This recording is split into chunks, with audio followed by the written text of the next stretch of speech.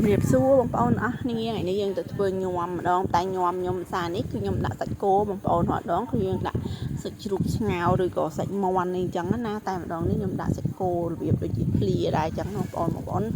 វិធីធ្វើសាច់គោនេះយើងអាចធ្វើជាសាច់គោភ្លាបានណាភ្លាដោយសារយើងដាក់ស្ដែកគួរហើយនឹងជីណាអីអញ្ចឹងណាហ្នឹងក៏យើងហៅថាភ្លាដែរនេះខ្ញុំដាក់បន្លែគ្រប់មុខអញ្ចឹងយើងហៅ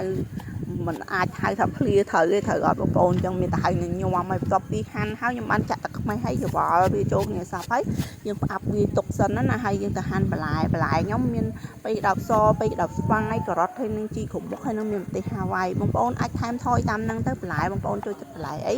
អាចដាក់បន្លែនឹងថែមអញ្ចឹងណាបងប្អូនហើយយើងហាន់បន្លែចូលគ្នាអស់ហើយ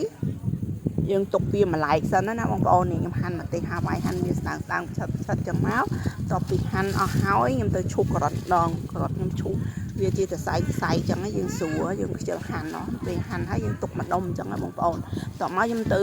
មើលសាច់គោយើងម្ដងយើងពូតវាទឹកវាអស់ម្សាចឹងណាយើងច្បាច់វាអស់អាទឹកនឹងហើយយើងទុកវាម្ដុំហើយយើងហាន់ក្រូចឆ្មាហើយ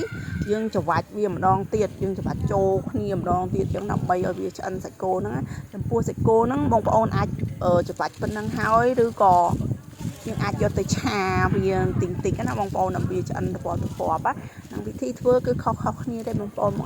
អាចធ្វើតាមការចូលចិត្តរបស់បងប្អូនបានណាហើយយើងច្រវាច់ខ្ញុំច្រវាច់ក្រូចឆ្មាទឹកទី2ចឹងសាច់គោយើងគឺឆ្អិនល្អមែនតើហើយយើងពូទឹកនឹងចោលអស់ចឹងទៅអ្នកខ្លះគេយកទឹកនឹងទៅឆាឬស្ងោរអីដើម្បីយកមកធ្វើទឹកជ្រក់តែខ្ញុំអត់ធ្វើទេព្រោះខ្ញុំធ្វើសាមុនវាល្អបន្ទាប់ពីពូតសាច់អីហើយខ្ញុំច្របល់បន្លែចូលគ្នាហើយឥឡូវយើងចាប់ដាក់ចានញ៉ាំបានហើយបងប្អូន